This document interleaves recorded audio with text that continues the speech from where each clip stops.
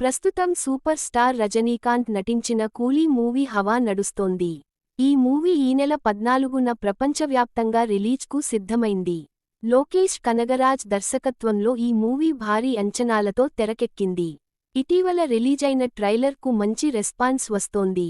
ఈ చిత్రంలో నాగార్జున, అమీర్ ఖాన్, ఉపేంద్ర, శృతి హాసన్ కీలక పాత్ర పోషిస్తున్నారు. ఈ చిత్రానికి అనిరుద్ సంగీతం అందించారు. ఇప్పటికే రిలీజైన పాటలు ఓ ఊపు ఊపుతున్నాయి. అయితే ఇప్పుడు అందరి నోటా ఒకటే క్యారెక్టర్ గురించి వినిపిస్తోంది. అదే కింగ్ నాగార్జున చేసిన సైమన్ పాత్ర. ఈ పాత్రలో నాగార్జున స్టైలిష్ విలన్గా రెచ్చిపోయారు. ఓ వైపు కూల్గా నవ్వుతూనే భయపెట్టేస్తున్నారు. నాగ్ కెరీర్లో ఇలాంటి పాత్ర చేయడం ఇదే మొదటిసారి కావడం విశేషం. కూలీ మూవీలో నాగ్ క్యారెక్టర్తో మూవీకి విపరీతమైన బజ్ ఏర్పడింది. అటు అమెరికాలోనూ ప్రీ బుకింగ్స్లో దూసుకెళ్తోంది కూలీ మూవీ. వార్ 2 మూవీ బుకింగ్స్ను ఇప్పటికే దాటేసింది. దీంతో ఈ మూవీకి ఓవర్సీస్లోనూ భారీ క్రేజ్ ఉన్న సంగతి అర్థమైతోంది.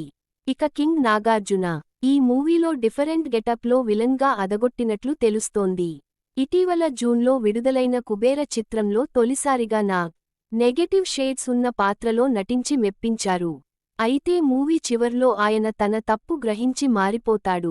ఇక లేటెస్ట్ కూలీలో మాత్రం ఏకంగా ఫుల్ లెంగ్త్ విలన్ పాత్రలో మెరిశారు నాగార్జున. అయితే ఈ క్యారెక్టర్ని నాగార్జున కంటే ముందుగా నందమూరి బాలకృష్ణని అడిగారట మూవీ టీం.